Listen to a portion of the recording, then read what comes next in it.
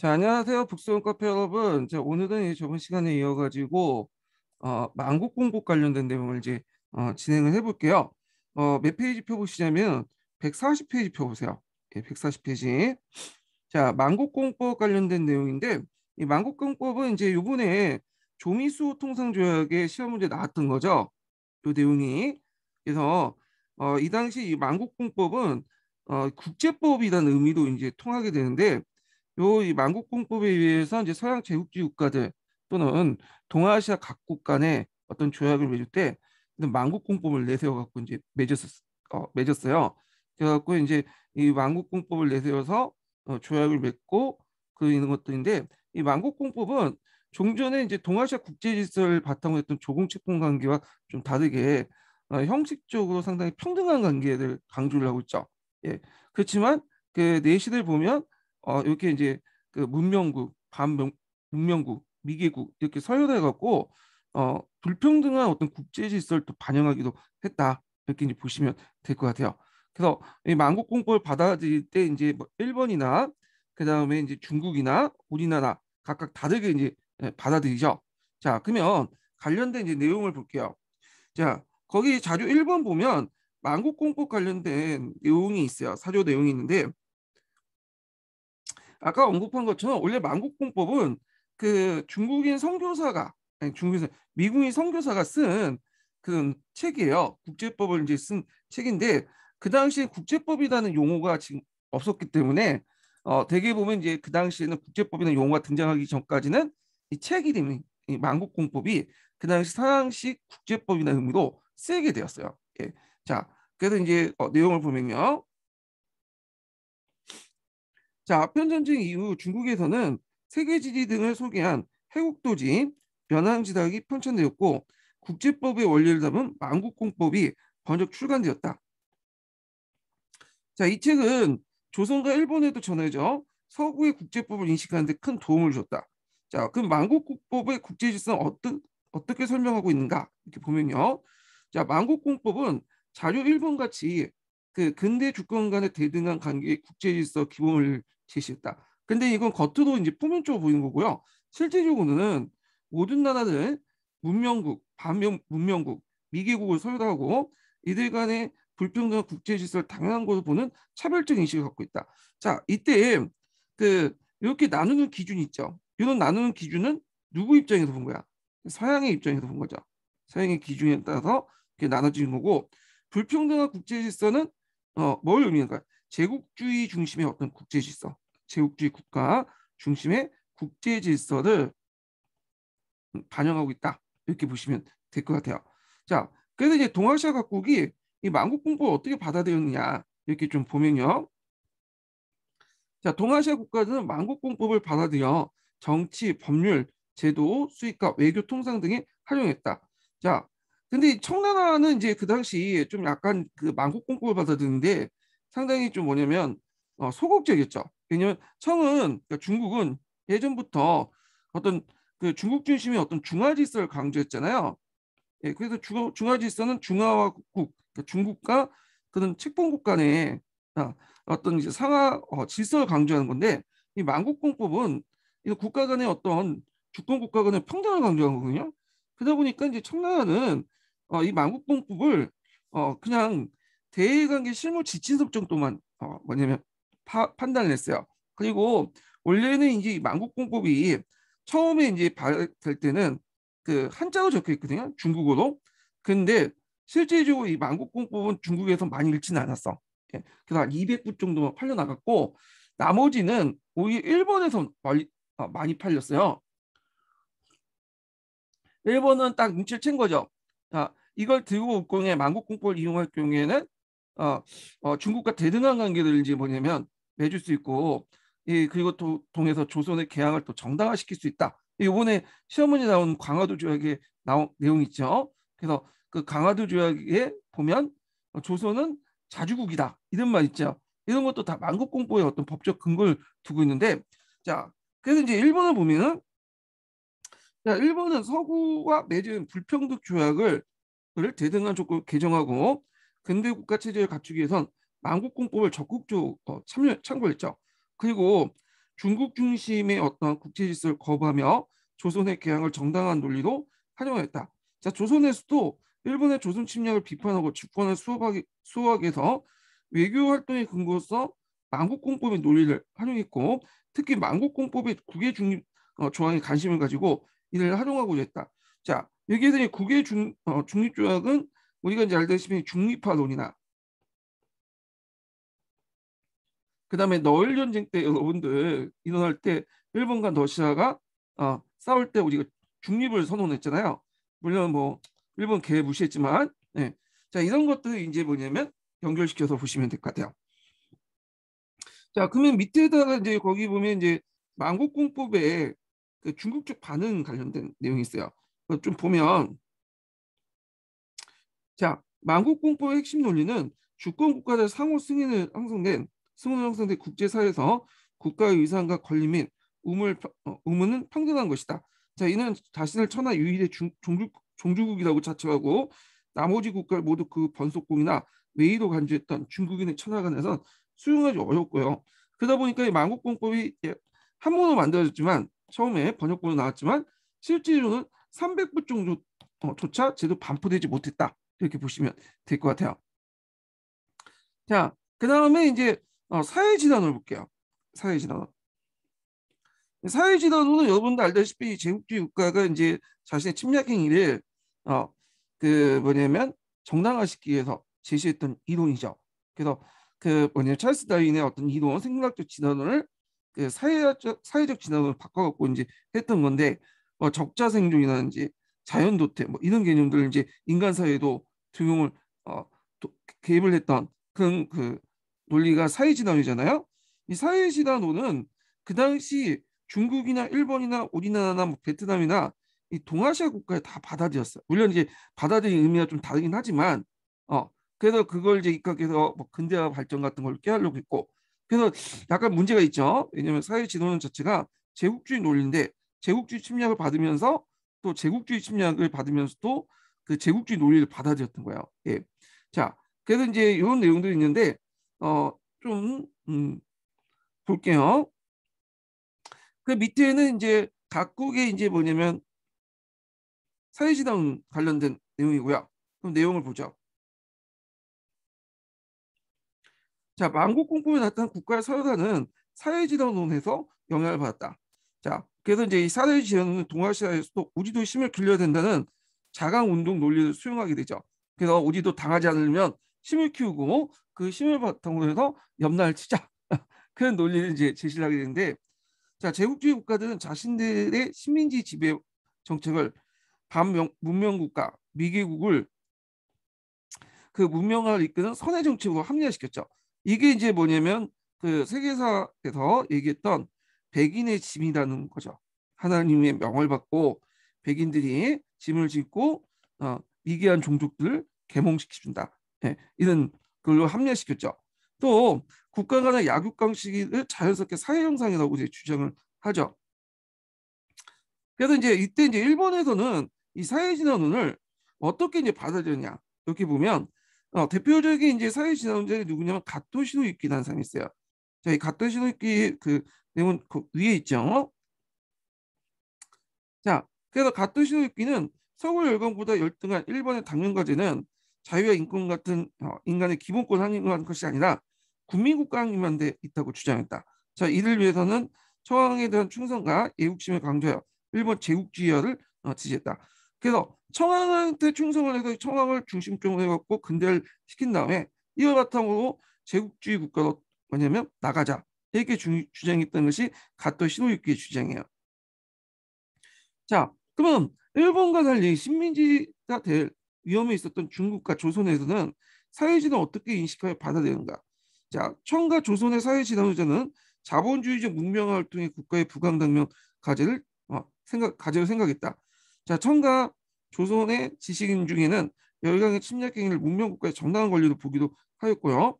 자, 이들은 세계의 강자와 약자의 싸움도 인식하고 국가와 인종 간 생존 경쟁을 통해서 진보를 달성할 수 있다고 보았다. 그래서 이제 랑치차오인데, 이 랑치차오는 이제 유명한 사람이야. 예.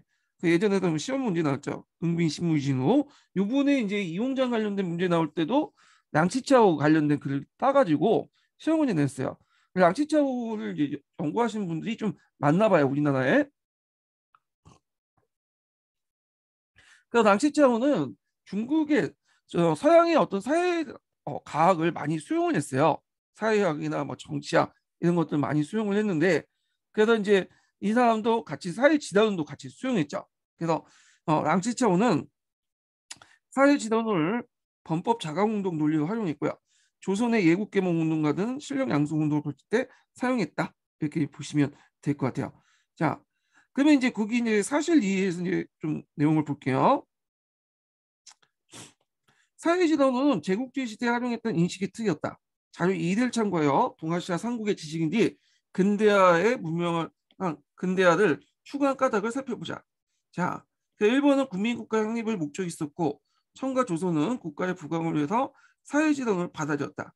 동아시아 삼국의 지식인들은 약육강식의 논리에 따라 근대화를 추구하여 해약 국제사회에 생존할 수 있다고 생각했다.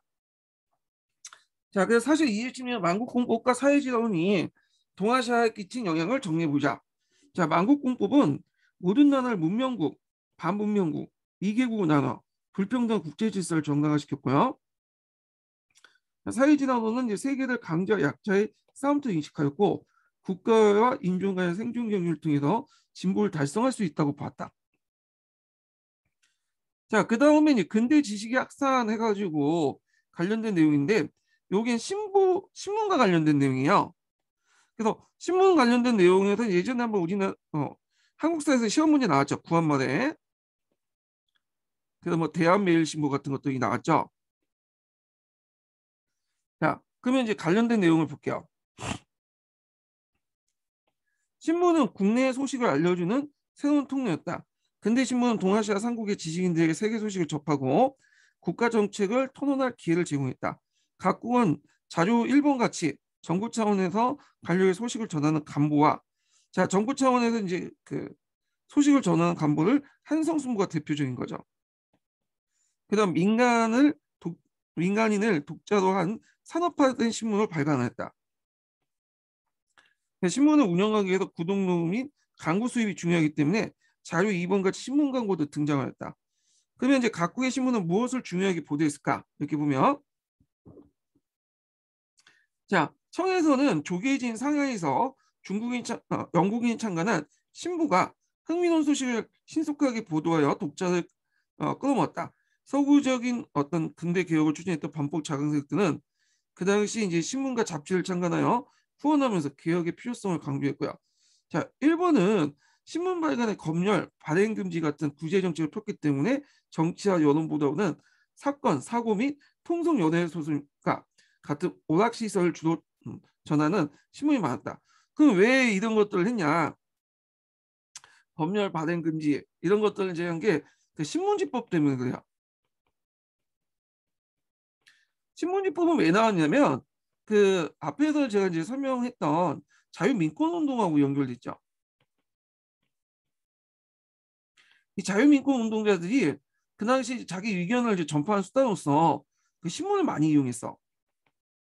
그리고 신문에다가 정부 비판도 많이 하고, 그러니까 아예 이제 신문지법을 만들어갖고 정부 비판을 못하도록 이렇게 만들었던 거죠. 예.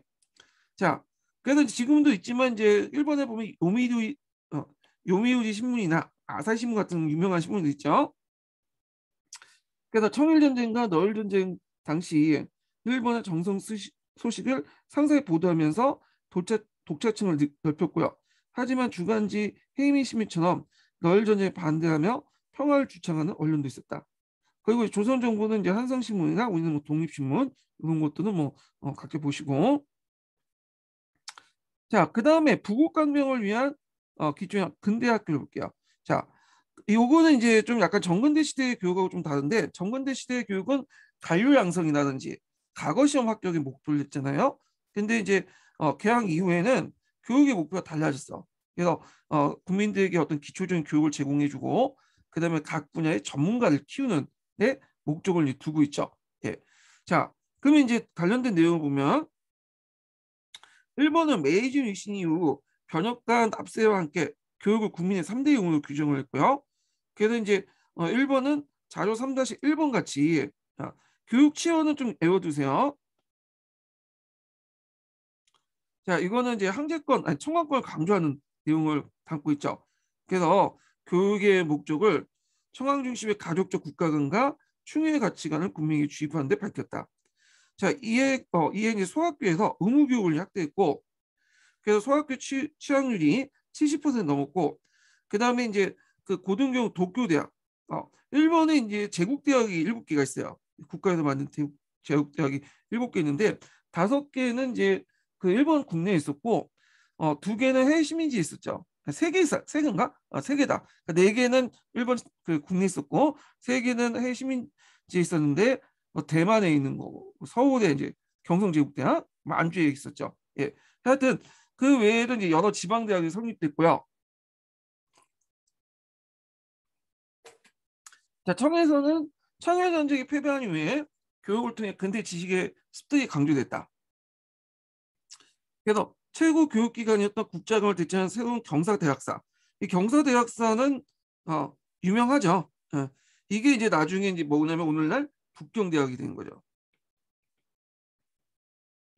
예, 경사대학사. 예, 범법 자강운동 때 이제 만들던데, 자, 경사대학사는 이제 과거제 폐지 이후에 관리 양성 기능을 담당했다. 그런데 이제 이게 이제 이렇게 했지만 나중에는 이제 오사운동 무료에는 관리 양성의 어떤 북경대학교의 문제점을 지적하면서 이제 오사운동의 근원지가 됐죠. 초창기 만들 땐 그랬다는 거예요. 그래서 청정부는 1900년대 초 유치원을 대학교까지, 유치원에서 대학교까지 근대교육제를 틀을 갖췄고, 그리고 1909년에는 160만 명이 근대학교에 다닐 정도 빠르게 근대교육이 보급되었다. 자, 이게 이제 계기가 됐더니 강서신정이죠. 강서신정은 뭐 그렇게 성공한 개혁은 아니었지만, 제가 예전에 이제 중국사 강독할 때도 이제 얘기했지만, 자, 이걸 계기로 해갖고 근대교육이 확산이 됐어. 그래서 새로운 지식인들이 양성이 됐어요. 그러니까 종전에 그 사소오경이나 성리학만 이제 둘둘 외우는 그런 지식이 아니라 근대 학문에 무장한 지식인들이 형성됐고, 이들이 나중에 이제 신해혁명을 일으키는 큰 바탕이 되죠. 그 다음에 또 이제 여성 교육도 많아졌다. 예, 이렇게 보시면 돼요. 자, 그 다음에 조선은 이제 각각 넘어가고요. 예, 그래서 삼국은 근대 교육을 통해 신분에 차별두지 않고 모든 국민을 대상으로 예국주의 교육과 근대 지식을 강조했다. 또한 학교에서 학생들에게 일정한 시간표에 따라 학년별로 정해진 과목을 뭐냐면 가르쳤다. 이렇게 있죠. 자, 그리고 이제 이렇게 있고 그 다음에 넘어가서 근대 주체의 형성, 그 여성 세상의 절반 여성의 자강인데 최근에 이제 여성사들이 좀 많이 나와요. 그래서 예전에 그냥 패스하고 넘어갔는데 하도 요즘에는 이제 그 여성사들이 나오니까 서양사도 나오고 뭐 한국사도 나오고 그래서 여성사들 나온 걸 좀 공부를 해주셔야 돼. 세계사나 동아시아나 한국사에 여성사 관련된 내용들이 많거든요. 그래서 요즘에 저도 이제 그 모의고사에 여성사를 좀 많이 내요. 요즘에 예, 출제하신 분들도 여자 교사들이 많기 때문에 여성사를 좀 많이 내더라고 여기. 자, 그럼 내용을 볼게요. 자, 정근대 사회는 지배층 성인 남자를 중심으로 사회가 운영됐다. 그래서 이제 근대화가 진행되면서 여성이 사회적 주체로서 주목하게 된 배경이 있었을까요? 자, 이렇게 보면 자, 동아시아 국가는 근대화 초기에 충신한 어머니이자 남편을 뒷받침한 형모 양처의 여인 같은 정통적 여성관을 가지기 위해서 여성 교육을 추진했다. 자, 그래서 일본에서는 초, 중, 등 의무교육 대상으로 여성이 포함됐고, 조선에는 선교사 중심의 여학교가 성립됐다. 그러니까 이제 우리가 얘기하는 그 페미니즘하고는 좀 거리가 멀죠. 현모 양처의 어떤 여인상을 키우기 위해서 뭐냐면 여성도 교육을 낸다. 교육을 받아야 된다면서 이제 시작했던 거죠. 예, 나중에는 어떻게 변하지만 자, 청해도는 민간 주도의 여학당이 성립됐고요. 그래서 이제 점차 근대 교육 제도가 확립되면서 여성 교육이 정식으로 이루어졌다. 이렇게 있고 자, 그러나 일부 여성들은 교육을 통해 여성들의 권리를 눈뜨기 시작했다. 일본에선 부친의 가부장적 권위에 저항하고 강요한 결혼을 거부한 여성들이 등장했는데 이들은 그 정근대 여성과 대비한 의미로 모동거리라고 불렸다. 자, 모동거리라는 내용은 일본에만 있었던 건 아니야. 모동거리 1920년대에 그 서양식 옷을 입고 이렇게 할부했던 여성들 얘기한데요. 요 모동거리라는 의미는 우리나라도 사용했죠. 그 당시 우리나라가 일본의 식민지였잖아요. 그래서 모동거리는 이제 그 당시 이제 그 의미로 사용됐어. 예, 그래서 모동걸 뭐 모동보이 그 의미도 이제 신여성 뭐 신남성 이렇게 이제 근대화된 어떤 모습들을 이제 보이고 있는데, 자, 일본의 여성단체인 기독교 부인 교풍에서는 여성을 억압했던 압습을 맞서 남녀가 동등한 권리를 누려야 한다고 주장했다. 특히 이제 시사스카의 나이조 같은 여성 운동가들은 남성 중심 체제에서 억압받는 여성의 자아를 해방해야 된다. 어, 이렇게 했고, 중국에서는 근대 교육을 받은 여성들이 중심이 되어 악습인 정족을 거부하고요. 정족은 여러분들 알다시피 이런 것들이죠. 발을 조그맣게 만드는 거죠. 이게 성나 이후부터 이제 확산됐던 건데 이렇게 하면 남성들이 이제 성적인 흥분을 느낀대요. 성적 성적인 흥분을 느끼나? 잘 모르겠어요. 이게 예. 하여튼 뭐 그렇게 이제 악습이 있었어요. 자, 그래서 이제 정적을 거부하고 남성들과 함께 당당한 권리를 할부하는 분위기가 퍼졌다. 특히 신해혁명 이후에 여성의 권리 요구가 더욱 커졌으며 신문화 운동 이후에 남녀관계와 가족제도의 변화, 여성해방 등이 사회의 주요 과제로 떠올렸다. 자, 신문화 운동 때 그런 이제 여성해방 관련된 내용들이 신문에 나왔죠. 예전에 한번 그래갖고 이제 그 유교에 입각한 어떤 가부장적인 어떤 가족제도 있죠. 예. 여성을 억압하는, 그래서 이런 것들 비판하는 풍조가 형성이 돼요. 자, 조선에선 서울 북촌의 양반 부인들이 최초의 여권 선언서인 여권 통문을 이제 발표했다. 자, 요거 기억을 해두셔야죠. 예전 기출 문제에 관련돼서 창양에 관련된 내용이야. 이 창양에서 여권 통문을 발표했고요. 여성 교육과 여성의 사회 진출을 주장했다. 자, 이후 이제 여성단체 창양회가 결성돼요. 이후가 아니라 그 전에 같이 이제 발표했는데 이거 좀 그러네요. 여권 통문하고 찬양회하고 이제 같이 있거든요. 창양회 발표했으니까. 자, 하여튼 창양회 결성돼요. 그 당시 고종황제가 강림여학교를 설립을 청원했으나 이에 청원했으며 이에 영향을 받은 그 여자 교육회 등이 여성계몽 운동을 전개했다. 뭐 이런 내용도 있고, 그래서 이제 찬양회와 관련된 여권 통문 관련된 내용이 이제 시험 문제 나왔으니까 좀 기억을 해두시고요.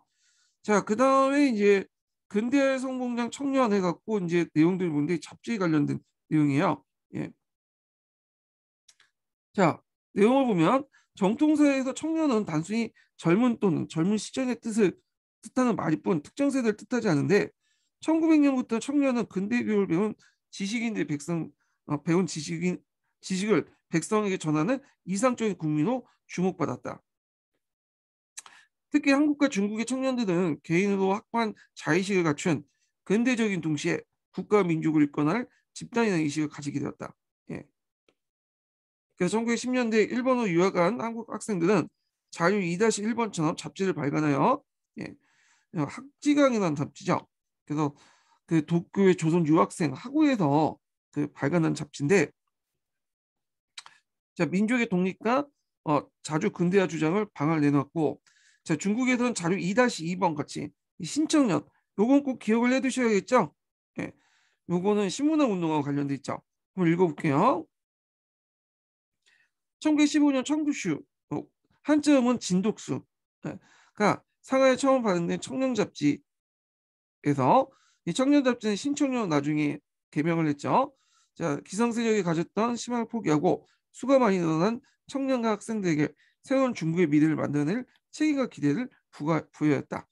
자, 중국에서는 자료 이와 같이 서구 사상의 수용을 주장하여 신문화 운동을 이끌었던 잡지는 청년 잡지라는 이름을 지었고, 이게 신청년 이름 바뀌고요. 나중에 이 신청년이 사회주의야. 기간지 되죠. 사회주의 기간지요.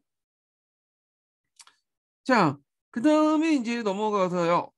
그 근대적 생활 방식을 확산해가지고 근대 도시 박물관 뭐 개항장 수도가 있고 이렇게 있는데 내용을 볼게요.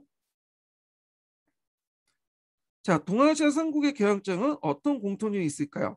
열강은 무역에 편리하고 수도와 가까운 곳에 개항장을 원했지만 삼국은 수도부터 가능한 떨어진 곳으로 개방하려 했고, 그래서 자료 1번 세항군은 모두 조용한 어촌마을이지만 19세기 때 서구 열강에서 개항됐다. 그래갖고 이제 자료 1번을 이제 보시면 여기 있는데 되게 이제 우리나라에서 개항된 인천이죠. 인천. 어, 그래서 인천에 조개가 생성됐어요. 우리는 거류지가 있는데 조개라고 하죠. 보통. 그 다음에 이제 상하이도 그 당시에는 조금 어촌에 불과했는데 개항하면서 제일 큰 도시로 바뀌게 되죠. 그래서 상하이에 조개가 있고 이 상하이 조개 관련된 내용이 시험 문제 나왔죠. 그 다음에 이제 요코하마 같은 경우에 근데 예전에는 이제 벌벌리 없는 도시였지만 커버 나중에는 이제 큰 개항장이 됐던 도시들이죠. 자, 그 미국과 영국 잠깐만요. 예. 자, 하여튼 있고 그래도 이제 같이 서양인들 거주할 수 있는 여기부터 읽어야 동아시아 상국의 서구식 도시는 형성 언제일까요? 자, 열강의 요구로 개항이 이루어진 이후 개항지의 자료 1번 같이 서양인들 거주할 수 있는 조개가 형성이 됐다. 요번에 시험 문제 나왔던 것이 여기죠. 자, 그 자료 해석을 읽어볼게요. 상하이에는 영국, 미국, 프랑스 조개가 설치되어 주로 외국인들이 거주했다. 그래서 그 당시 상하이 조개는 외국인과 중국인이 같이 거주하게 되는 것은 1150년대에 일어난 태평천국 난을 계기가 되었다. 자, 이때 피난민이 상하이 조개에 유입되면서 청일전쟁에서 15세기 조약을 체결된 이후 영국 등 외국 자본의 진출이 활발해졌다. 그래서 요번에 조개에 관련된 문제 나오고 그 다음에 이제 상하이 인구 유입 배경에 대해서 시험문이 나왔죠. 그래서 대개는 태평천국 난은 이제 큰 계기가 됐는데 근데 이제 이번에 시험 문제 나왔던 것은 태평천국은 안 내고 이건 안 내고 어디에서 듣보잡 같은 소도회 같은 문제를 냈죠. 어, 태평천국도 유입이 되고 소도회도 유입이 되는 계기가 돼요. 근데 그 출제 교수님께서 소도회를 답을 정했다고요. 요거는 답을 정하지 않고 좀 이런 거 보면 좀 문제가 있는 것 같아. 답이 태평적으로 틀린 것도 아니잖아. 예.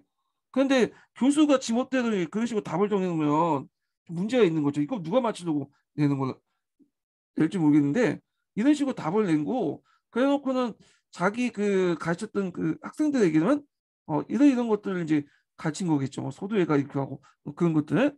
예. 그 요번에 이제 역교권 문제도 그런 문제도 좀 있고. 그래서 자기들 그 가르치는 학생들을 위해서 그런 식으로 문제를 내면 이게 임용 시험의 의미가 없죠. 공정한 그 시험의 의미가 없잖아요. 공정한 시험을 내려면 태평천국량을 내야지. 예. 근데 소도회 같은 문제를 내면 안 되지. 이런 것들 답을 설정하면. 자, 하여튼 계속 읽어볼게요. 자, 조계는 현지인과 일상 공간이 구분되었다. 조계에서는 그곳만의 법률에 따라서 자치를 하였고 주권 국가의 법률이 미치지 못한 치해법권이 적용됐다. 개항장에서 외국인의 거주기가 형성되면서 새로운 도시 경계가 건강히 만들어졌다. 자, 미국과 영국은 원래 미국 쪽하고 영국 쪽에 같이 따로 있었는데 얘네들이 이제 뭐냐면 상하이 황푸군과 인접한 아이탄의 공동조기를 만들었어요. 예. 이번에 시험 문제 나온 게 공동조기죠. 그래서 이제 서구식 호텔과 공원, 무역, 금융기구, 신문사 등을 세웠고 그 당시 이제 인천, 부산, 요코하마 같은 개항장도 비슷한 도시화 과정을 거쳤다. 특히 개항장을 연결하는 전신과 여객선, 항울선의 정기 노선은 국경을 넘어 인적, 물적, 문화적 연결 만들어내는 중추적 역할을 하였다. 요코하마와 인천은 차이나타운은 이때부터 형성됐다. 조선은 개항 이후 각 국가의 조약을 체결하고 이때부터 외국인들이 한성에 섞여 살았다. 자, 한성은 자, 여기 보면 경어체로 쓰여지는데 저는 그냥 말 놓을게요. 이게 편해서 그래요. 예, 뭐뭐 했습니다 하면 더 말 많이 해야 되거든요. 예, 이해해 주시고요. 자, 한성은 대한제국 정부가 경운고를 중심으로 한성 만들기 사업이 추진되면서 근대 도시의 모습을 갖추기 시작했다. 자, 일본 정부는 도쿄를 부국강경 도시로 개발하여 정부의 건의를 세우고자 했다. 자, 이를 위해 긴자 같은 서양식 건물을 만들고 도시 경관을 재정비했다. 이렇게 했고요. 그래서 예전에는 이거 그냥 패스패스 했는데 최근에 이제 뭐 개항장도 나오고 뭐 조개도 나오고 하니까 이런 것도 좀 기억을 해두셔야 되겠죠. 예. 철도를 보죠. 예. 철도 관련된 내용도 예전에 기출문에 나왔죠. 예. 근데 여기는 철도가 어떻게 완성됐고 뭐 그거보다는 주로 이 철도가 들어오면서 일상생활이 어떻게 이제 변했나, 예. 그런 것들에 초점을 좀 맞춰서 얘기한 것 같아요. 그래서 요거는 한번 읽어볼게요.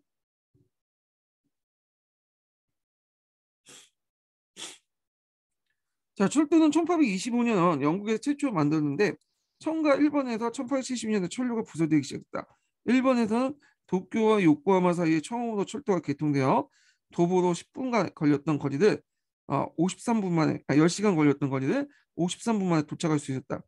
한국에선 경인선이 최초로 개통되었다. 철도와 같이 여행 시간과 거리감을 크게 단축하였고 주로 강을 따라 조성된 운송로의 변화를 가져왔다.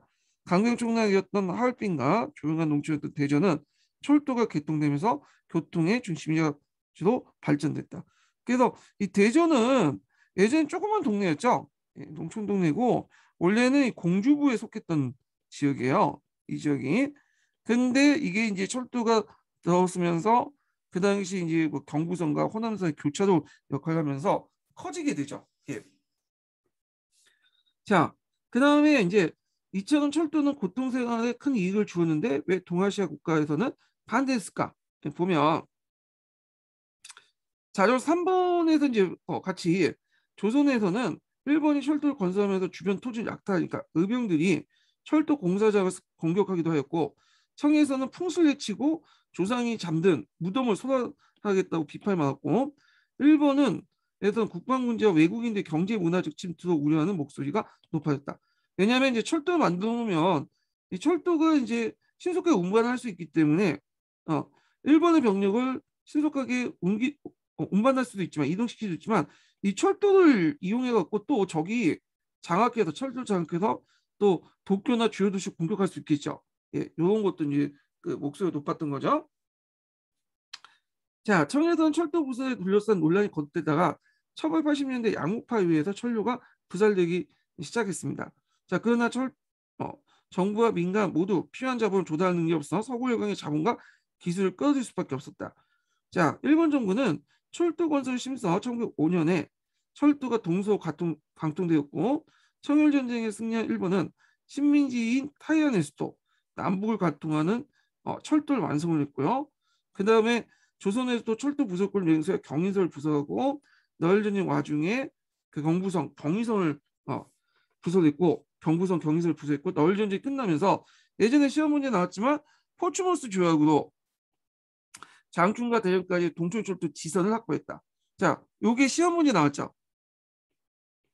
예, 장춘하고 대전. 그래갖고 이제 원래 이게 동촌철도가 있죠. 동촌철도가 러시아가 만들었잖아요.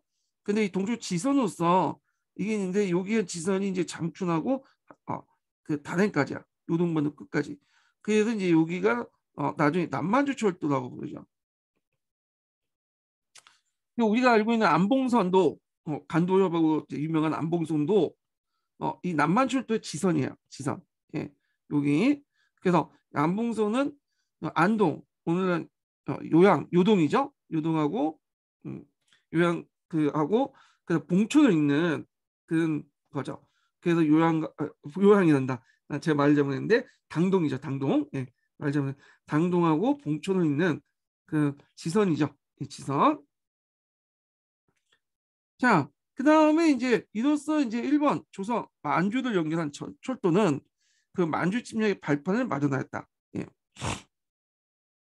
자, 철도가 들어오면서 이제 또 큰 변화가 뭐냐면 근대적 시간관념이 뭐냐면 들어오기 시작해요. 예. 그래갖고 철도 운행, 그다음에 태양력, 등등 이런 거에 대한 근대적인 어떤 시간관념이 들어왔다. 이 관련된 내용을 볼게요. 자, 1904년에 경인선을 운영했던 일본의 경인철도 주식회사는 경인선 운행하는 도쿄 포준시를 적용했다. 그래서 이때부터 이제 일정의 이제 강점기까지 우리가 이제 뭐냐면 도쿄 포준시를 기준으로 해갖고 생활을 하게 돼요. 이게 아마 우리나라보다 한 시간인가? 15분인가 20분인가 이렇게 뭐냐면 느리는 걸로 알고 있거든요. 예. 그래서 하여튼 근대적 시간관념이 확산된 때는 철도 운행 시간표가 큰 역할을 했다. 왜냐하면 이제 철도를 기다리는 시간에 맞춰갖고 딱 도착한 시간과 그다음 출발한 시간과 도착한 시간을 딱 맞춰야 될 거 아니에요. 그러다 보니까 이제 철도 운행 시간표가 근대적 시간 개념이 큰 영향을 줬다 이렇게 보시면 될 것 같아요. 자, 그 다음에 개항장에서 외국인 거주지와 선교사들이 운영하는 학교에서는 정부가 태양력을 발표하기 이전부터 서구 시간을 적용했고요. 조선 정부는 여러분들 태양력을 사용했고, 그러면서 이제 근대적 시간 개념이 확산되면서 도시의 주요 광장이나 큰 건물의 시간탑이 등장했다. 자, 일본의 수도 1873년에, 그다음 중국에서는 1912년에 태양력이 사용되었다. 자, 그러나 음력은 농사 방식이나 각국의 고유한 풍습도에 깊이 연관돼서 아직 사라지지 않고 있다. 지금도 음력설도 있잖아요. 예, 구정도 있고 뭐 추석도 다 음력을 가지고 세고 있죠. 자, 그 다음에 이제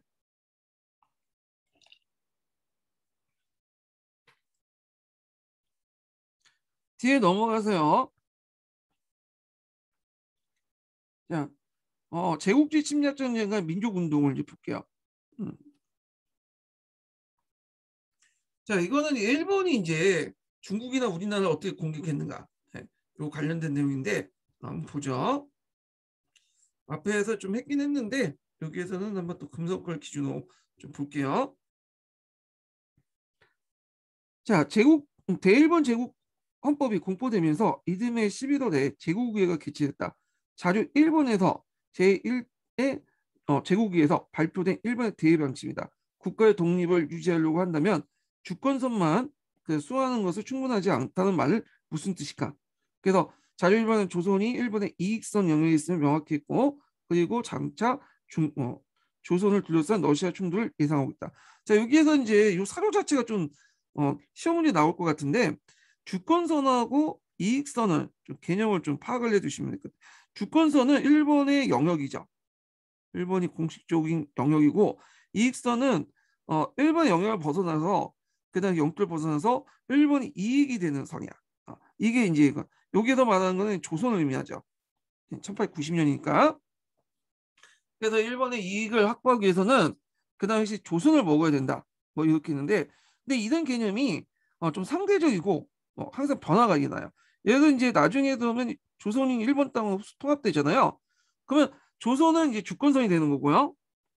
그러면 이익선은 어떻게 되겠어요? 이익선은 만주가 되겠죠. 예.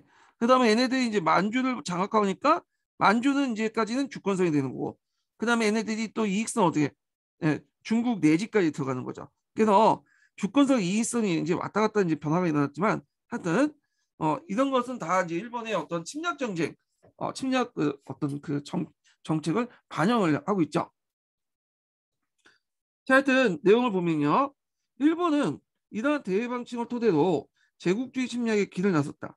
타이완과 조선을 식민지한 후 만주를 이익선에 포함시켰고, 이익선이라는 개념이 이제 확대시켜 나가는 거예요.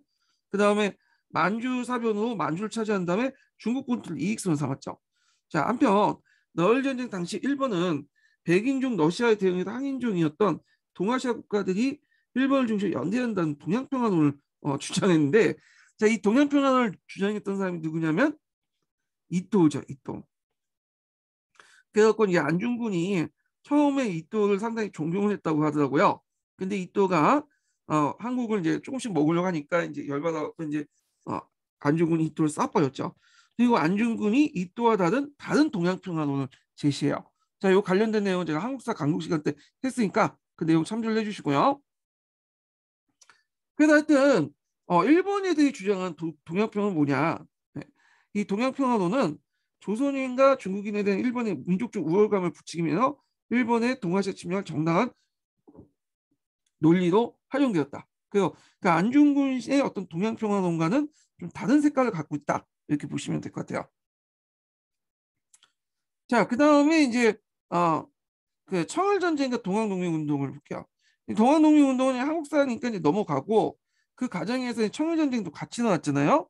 그리고 청일전쟁 관련된 내용은 한번 읽어볼게요. 예전에 한번 시험 문제 나왔던 거죠. 또 청일전쟁과 시몬세키 조약. 자, 청일왕국은 시몬세키 조약을 맺었다. 청일전쟁 끝나고 일본은 배상금으로 2억량을 대부분 군사 증강을 하겠다. 그때 이제 배상금을 많이 받았죠. 사주에 보시면.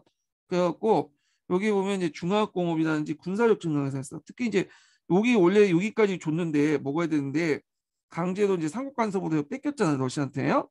예, 그래서 토해냈죠. 그래가지고 이제 일본이 열받은 거야.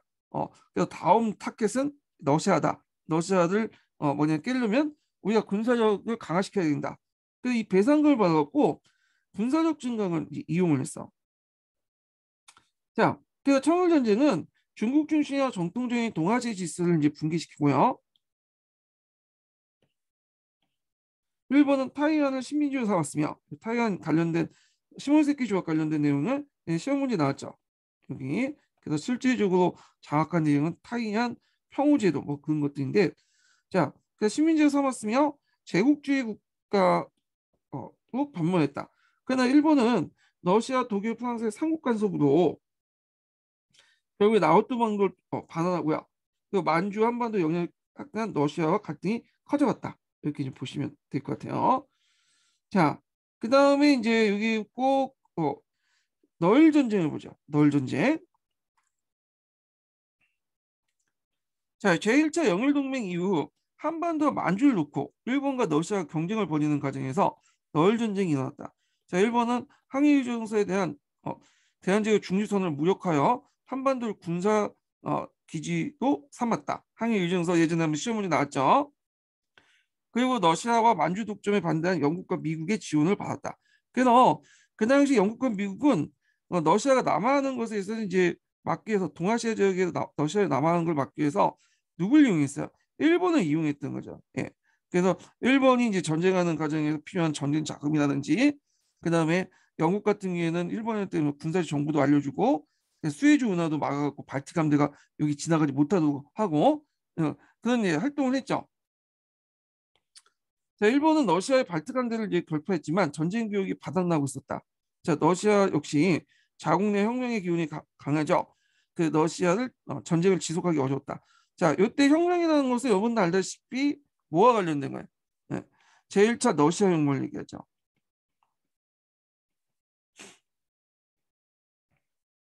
제1차 러시아 혁명. 예.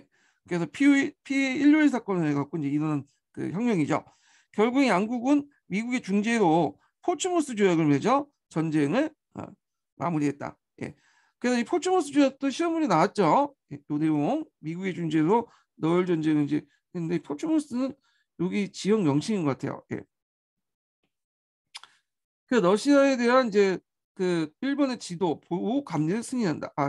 이게 지도 명칭이 아니라 포츠모스 함에서 맞은 거야. 이건 좀 약간 좀 잘못된 것 같은데 포츠모스 함에서 미국 포츠모스 함이 있거든요. 그 포츠모스 함에서 미국 중재에서 포츠모스 조약을 맺었어요. 여기 가서 맺어진 건 아니에요. 예. 그래서 요거는 좀 그런 것 같아요. 왜냐하면 그 미국의 군함들은 각각 이제 그 지역 명칭을 따는 게 많거든요. 아마 요거와 헷갈려 갖고 여기 포츠모스 지역을 거기다 여기 조약의 체결 장소 이렇게 적어놓은 것 같은데 이건 아니고요. 포츠모스 함이 있어요. 거기에서 조약을 맺은 거예요. 뭐 중요한 건 아니니까. 자, 그래서 이제 2조에 보면 러시아는 한국에 대한 일본의 지도 보호 감리를 승인한다. 그 다음에 이거 이제 상호 간섭이 너순과 다른 있죠. 요 지역. 예. 요 지역이 원래 러시아의 조차지죠. 이걸 일본으로 넘어간 거야. 일본으로. 그다음 장춘 이남의 철도와 그 부속 이권을 일본에 양도한다. 예. 그래서 여기 있죠. 요 지역 남만주 철도 관련된 내용인데, 자, 그래서 북위 50도 이남의 사할린선과 부속선을 일본에 양도한다. 여기는 안 나왔나? 네, 여기는 좀 안데 사할린선 남쪽 지역이에요. 예. 이 사할린선. 근데 이제 그 당시 나중에 소련이죠. 소련이 2차 세계대전 이제 태평양방으로 참여하면서 대일선전 대가로 해갖고 사할린선 남쪽 지역을 또 장악을 하죠. 자, 그래서 이제 이런 내용들이 구성이 됐고요. 자, 그러면 내용을 보죠. 그래서 여일 전쟁 이후에 동아시아 국제 질서는 어떻게 변화했을까? 자, 일본은 러시아로부터 한국과 남만주에 대한 권익을 양도받음으로써 동아시아 새로운 실력자가 되었다. 총에서는 어, 전제국에 대한 입헌국의 승리라 하여 그 당시 이제 일본의 승리를 긍정적으로 보는 경향도 있었지만 그 일본이 그 남만주의 이권을 차지한 것에 대한 비판을 또 커졌다. 그래서 요 긍정적 경향 때문에 그 당시 이제 어디에도 영향을 미쳤죠? 강서신정에도 영향을 미쳤죠. 원래 이제 강서신정에는 정치제도 개혁이 없어요. 네. 근데 이 강서시정의 동중에 일어난 이제 너울 전쟁 보고 입헌파 신사들이 우리도 이제 그 당시 이제 법과 그 위회를 만들자, 헌법과 위회를 만들자 이렇게 주장하면서 만들어졌죠. 그래서 이제 만들자고 요구를 하기 시작하죠. 그래서 요게 영향을 미쳐. 입헌 운동에 영향을 미쳐. 예. 자, 일본은 가스타 템프턴 미사카 제2차 영일 동맹 포츠모스 조약을 통해서 미국, 영국, 러시아로부터 한국에 대한 그 우월한 지위가 확보되었다. 자, 이를 통해서 일본은 일사조약을 강요했고 대한제국을 보호했다. 자, 요거 이제 밑에는 일사조약 내용은 이제 한국사니까 건너뛰고요. 자, 그다음에 이제 안중근과 이토시의 동양평화론이 있어요. 그래서 이제 그 안중근의 동양평화론과 그 이토시 동양평화론이 똑같은 동양평화론이지만 좀 다르거든요. 그래갖고 요거 시험 문제 나올 수 있으니까 좀 한번 읽어볼게요. 자, 한국인들은 한때 이토의 동양평화론을 우리나라의 독립을 공고히 할 방침이라고 생각했다. 그러나 을사조약 계기로 그 실체를 알게 되었다. 안중근은 그것을 이웃나라의 가죽을 벗기고 살을 베어내는 것을 표현했고, 그래서 안중근은 1910년 강동 도독부 고등법원장과 면담에서 동양평화의 실천을 위한 구체적 방안을 제시했다. 그래서 이제 그 내용을 보면 동양 삼국이 참여하는 평화회의를 상설하여 상호협력 관계를 긴밀하고 삼국의 평화군을 창설하여 서구 열강의 침략에 공동 대응하자는 주장이다. 그래서 삼국이 어떤 상호 존중하되 주장하는 동양 평화를 제시를 했던 거죠. 자, 그 다음에 이제 이에 반해 이토시노의 동양 평화는 좀 달라요. 그래서 보면 자, 이토의 동양 평화론은 그냥 일본의 대륙 침략을 정당한 침략 이동이었다. 너울 전쟁이 시작될 때 청항의 선전포고에 나타난 전쟁 병부는 동양을 평화를 어, 위해서였고 한일 유정서를 강요할 때는 마찬가지다. 그러나 너울 전쟁이 승리한 후에 동양의 평화는 이루어지지 않고 오히려 조선을 동양의 하나로 근원을 보고 일사적으로 강제 체결했다. 네. 그래서 각기 다른 동양 평화론 내용들 파악을 해두시고요. 자, 그 다음에 이제 1차 세계대전과 동아시아를 볼게요.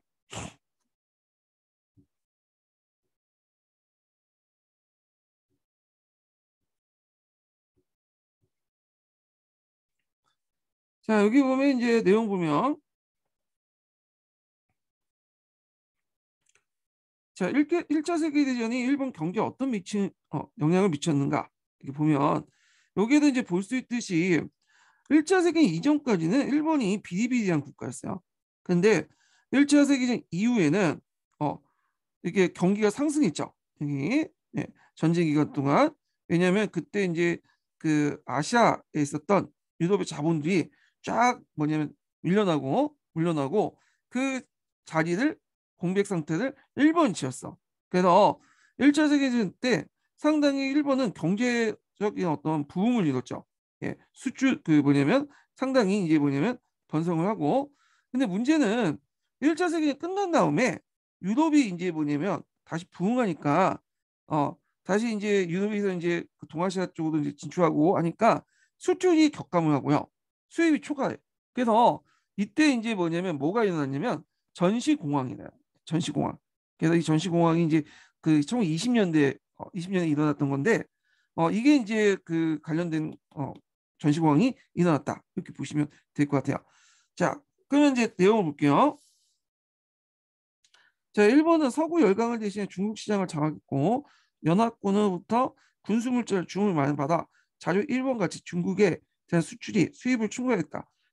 대외적으로는 영일 동맹을 구실로 독일 내 섬전폭을 하여 독일에 쫓아진 상동본도를 이제 점령하였고, 그리고 러시아의 사회주의 혁명이 확대된 걸 두려워 미국, 프랑스와 함께 시베리아 출병하면서 반혁명 세력을 지원했다. 예.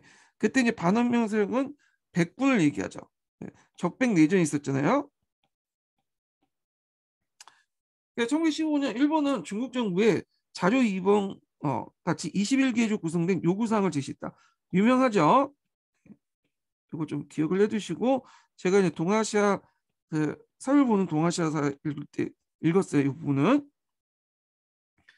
자, 제출했고 21개 요구는 중국의 권익을 침탈하는 내용을 담고 있다. 그러나 일본의 무력 위협에 굴복한 위안스카이 정부는 고문 초빙 및 경찰의 공동 관리 등 그 주권 중국의 주권을 크게 침해한 일본 내용만 미운 채 이를 받아들였다.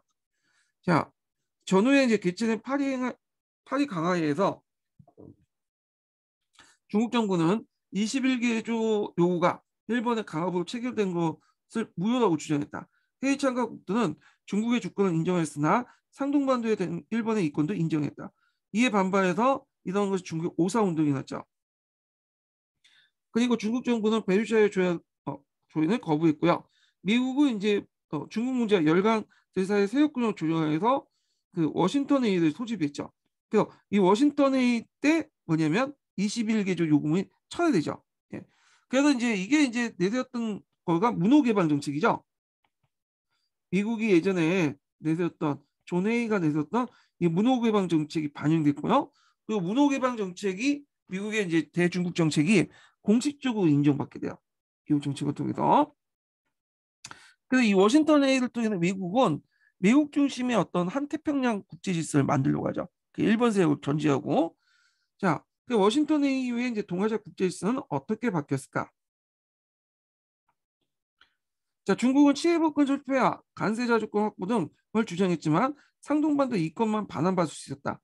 자, 일본은 중국의 군사 팽창을 하는 대신에 협조 외교 정책을 따라서, 자, 이 협조 외교는 예전에 기출에 언급됐던 무슨 정책이에요? 시대하다 외교 정책이죠. 1920년대에 그 당시 중국 내정의 불간섭과 그 다음에 미국과의 협조 정책 이런 것들을 내세웠던 게 시대화 외교 정책이잖아요. 예. 그래서 중간에 이제 뭐냐 동방 정책이 잠깐 있었어요. 요거가 좀 다른 정책들이죠. 요거는 자, 이에 때는 동아시아에서 열강 간의 세력 다툼 일시로 안정되는데 이걸 미국 중심 워싱턴 체제에 나간다 이렇게 보시면 돼요. 그다음에 이 워싱턴 조약을 좀 보면 이건 좀 약간 서양사가 가깝지만 볼게요. 이 워싱턴 조약은 크게 이제 워싱턴 회의죠. 워싱턴 회의는 크게 이제 4개국 조약과 5개국 조약, 9개국 조약에서 맺었어요. 네. 워싱턴 회의에서. 자, 4개국 조약은 이제 미국, 영국, 일본, 프랑스 이렇게 있는데 주로 태평양 지역의 상호 불가침, 영일 동맹이 폐기됐고요.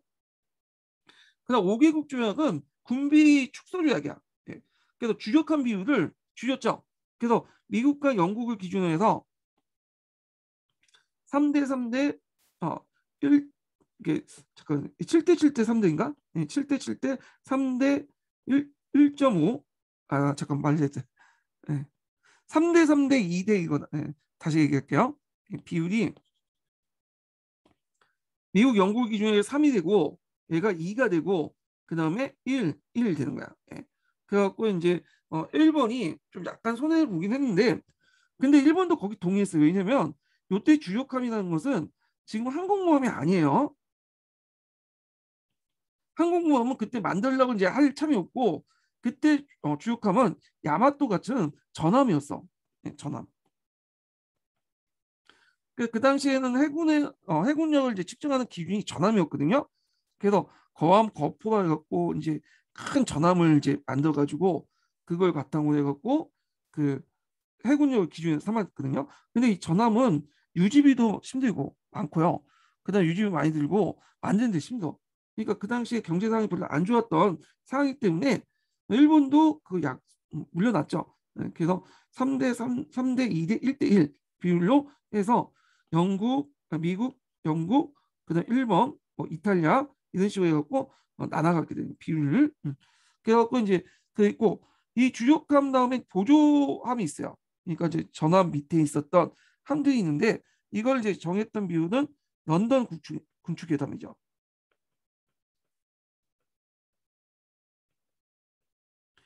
그래서 이제 있고 워싱턴 회의는 5개국 조약을 통해서 워싱턴 군축회담도 같이 나왔다. 예, 이렇게 보시면 돼요. 근데 이 전함은 이제 수를 줄여도 그게 의미 없는 게 이게 주력이 이제 한국말로 바뀌거든요. 예. 전함은 이제 더 이상 쓸모 없게 돼요. 커가자 뭐 비행기가 뜨면 곧바로 이제 폭격 대상이 되니까 폭격이 대상이 되니까 전함 대신에 항공모함이 이제 부각이 되죠. 예. 자, 그다음 워싱턴 회의에서 이제 주요 조약 중에 하나가 9개국 조약인데요. 이거는 중국과 관련된 거야. 그래서 중국의 영토 보존과 문호 개방. 예전에 미국이 계속 주장했던 것도 있죠. 그리고 중국에 대한 기획운동 확인. 일본의 아시아 영향력 측대, 일본의 상동반도 권익을 중국에 반환해서 요때 9개국 조약을 통해서 21개조 협정문이 파기가 됐어요. 요구문이. 예. 그래서 요 상동반도가 그 당시 중국의 이권이 다시 이제 상동반도 이권이 중국 갔죠.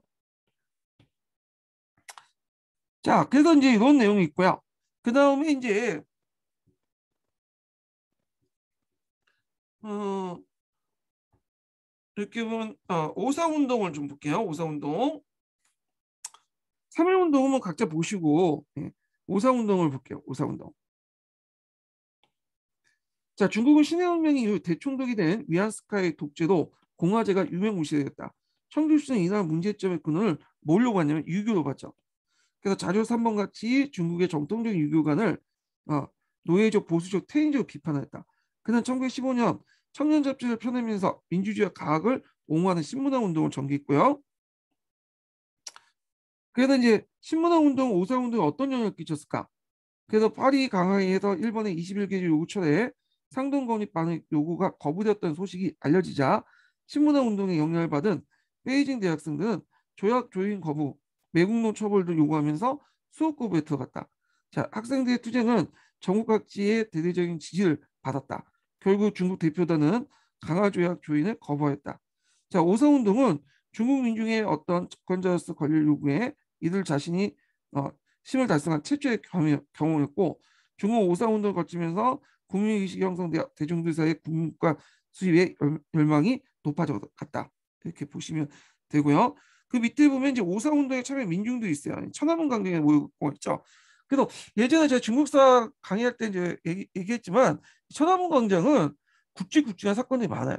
그래서 오사운동도 일어났고 그다음에 제1차 천안문 사건도 일어났죠. 예, 그다음 제2차 천안문 사건도 일어났고 예, 그래서 중요한 사건들이 이제 연결돼 있어요.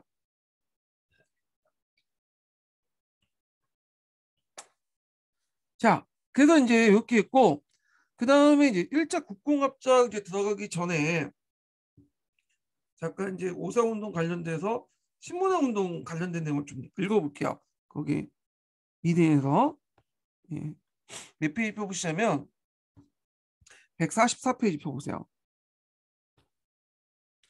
이 144페이지 읽기 전에 요거 139페이지 한번 읽어보죠. 요거 청일전쟁과 일본의 산업화.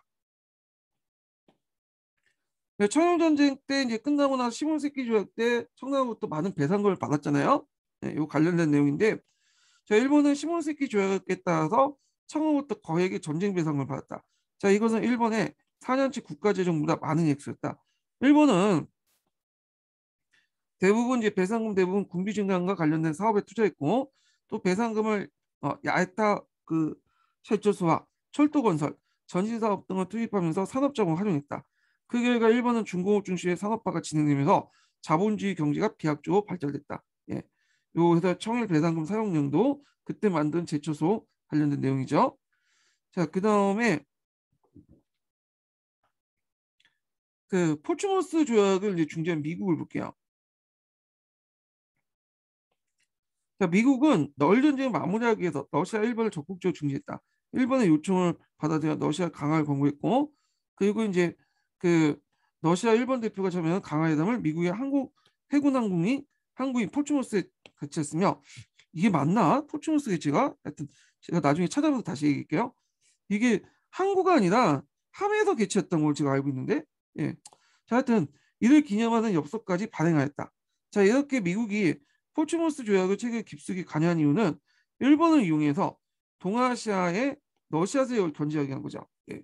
그래서 이렇게 있고 그 다음에 이제 뒤에 넘어가고 그 밑에 제국주의 일본의 식민지 지배 정책인데 뭐 요거는 한국은 이제 각자 넘어가고 어 여기 이제 여기 그뭐 타이완 신궁도 있고 뭐 대만도 같이 있거든요. 요것도 같이 읽어보세요. 요거 타이완도 관련된 내용. 요거 타이완만 읽어볼까요? 예. 자, 1919년 이후에 이제 문화 통치가 있는데 우리가 문화 통치할 때 이거 타이완도 같이 적용됐나 봐요. 그래서 타이완 관련된 내용을 볼게요. 자, 문화 통치는 타이완에도 적용됐다. 조선 총독부 관제가 개편된 지 2개월 뒤 겐지오가 타이완 총독에 취임하면서 문관 총독 시대가 시작되었고 일본과 동일한 교육제도가 시행되었다. 그러나 한국인과 타이완의 대학 성립에 불과했고 1924년에 경성제국대학 그 다음에 1928년 타이페이 제국대학이 됐다. 그래서 해외 식민지에서 만들어진 그 제국대학이야. 경성제국대학이나 타이페이 그 제국대학이나 예. 자, 그 다음 1937년 볼게요. 중일전쟁이 익힌 후 일제는 전시동원 체제가 확립하기 위해서 1938년 국가총동원법이 정했는데 국가총동원법은 일본에서 처음에 제정됐던 거야. 그래갖고 이게 이제 일본뿐만 아니라 이제는 그 대만이나 우리나라 조선에도 동시에 적용됐거든요. 예. 그래서 국가총동법은 일본은 물론 식민지 한국과 타이완도 그대로 적용됐다. 또한 한국인과 타이완들이 전쟁에 동원하기 위해서 한국 식민화 정책을 더욱 강화했는데 한국과 타이완이 좀 다른 게 뭐냐면 한국인들은 별로 안 좋아해서 그래서 되게 싫어했는데 음, 싫어했는데 근데 이에 반해서 타이완은 되게 좋아했어요. 자발적으로 했다고 하죠.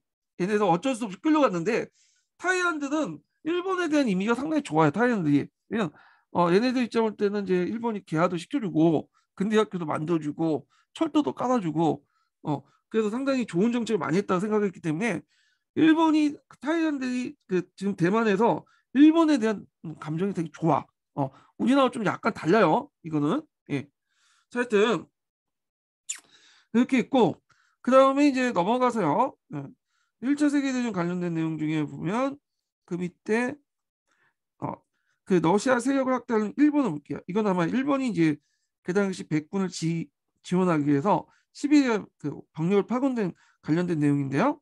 자, 뭐 읽어보면 자, 1차 세계대전이 한참이었던 1917년 러시아에서 사회주의 혁명이 나왔다. 자, 이를 계기로 시베리아에서 혁명을 지지한 적군과 반대하는 백군 사이에 내전이 벌어졌다. 자, 혁명에 반대하는 서양 열강과 일본은 백군을 지원하며 전쟁을 개입했다. 자, 일본도 시베리아 영향력을 확대하기 위해서 대규모 병력을 파견했으나 많은 비용과 사상자로 인해 별다른 성과를 거두지 못하고 철수했다. 이때 철수할 때 어, 누가 그 철수를 요청해? 미국이 요청했어. 원래 이 미국이 일본에 이제 요청을 한 거야. 원래 그 뭐냐면 시베리아 파병을 요청했거든요. 그 당시 미국이 당장 동원할 수 있는 병력이 적다 보니까 일본한테 요청을 했어. 가까이 있으니까. 근데 미국의 요청에 비해서 일본은 오버를 좀 한 거지. 미국은 한 5천 정도 이렇게 파견을 요청했는데 일본은 이게 그냥 아예 연해주를 자기 땅 먹겠다. 그렇게 생각해서 3만 명 이상을 파견한 거야. 어. 그러니까 나중에 미국인이 일본이 이제 행동을 보니까 이거 잘못하면 이제 연해주까지 일본인들이 먹겠다 생각을 해서 나중에 미국이 일본한테 압력을 줬어요. 그래서 일본이 어쩔 수 없이 철수를 했죠. 그 철수 배경도 이제 무슨 외교가 깔려 있냐면 시대화 외교 정책이 깔려 있는 거죠. 요거. 자, 그 다음에 이제 이렇게 있고 신문화 운동 관련된 내용을 볼게요.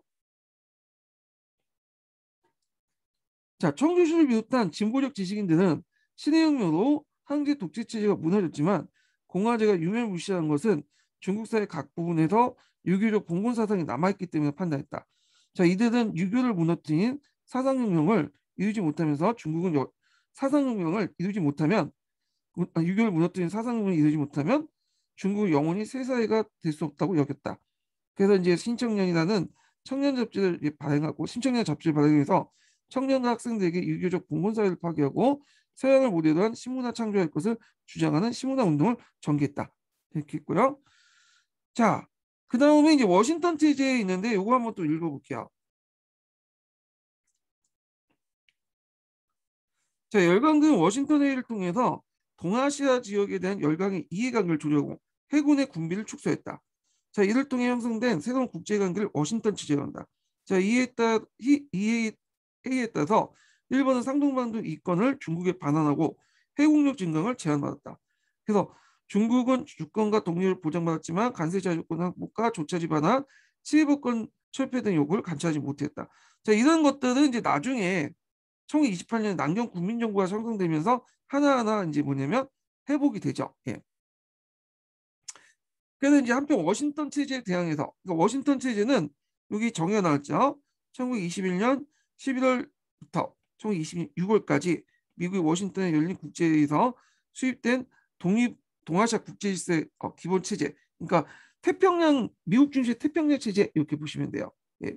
자, 이렇게 있고 한편 워싱턴 체제에 대응해서 소련은 극동인민대표대회를 개최하고, 자, 이때 극동인민대표대회는 뭐하고 연결되냐면 2차 코미테누만 연결됐어요.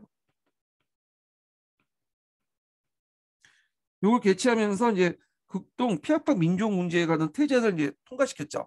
어, 극동인민대표회에서 제2차 코미테누 회의에서 열고 거기에 대한 극동인민대표회에서 그 태제를 이제 통과시키고 나서 좌우합작을 이제 뭐냐면 지시했잖아요. 동아시아 그 사회주의자들한테. 그래서 이제 이런 게 제1차 국공합작이나 우리나라 신간에 영향을 미치죠. 그 당시 여러 이제 약소민족계 지도자들은 그 당시 소련의 지원을 기대하면서 이 대회에 참가했고, 자, 이를 계기로 동아시아에서 사회주의 사상이 널리 퍼졌다. 예. 거기에 극동인민대표회의가 있죠. 자, 극동인민대표회의는 1920년 제2차 코미테는 국제대회에서 채택했던 민족 식민지 문제에 관한 태제에 따라 극동 피압박 문제, 민족 문제를 다루기 위해서 개최됐다. 자, 이에서 이제 조선, 중국, 몽골, 인도네시아 등의 대표 144명이 참가했다. 예, 이렇게 있고, 자, 그 다음에 이제 다시 금성으로 넘어가서 제1차 국공합작을 볼 텐데요. 요거는 좀 쉬었다가 진행을 할게요. 첫 번째 인증번호는 좀 알려드릴게요. 첫 번째 인증번호는 25번이에요. 첫 번째 인증번호는 25번입니다.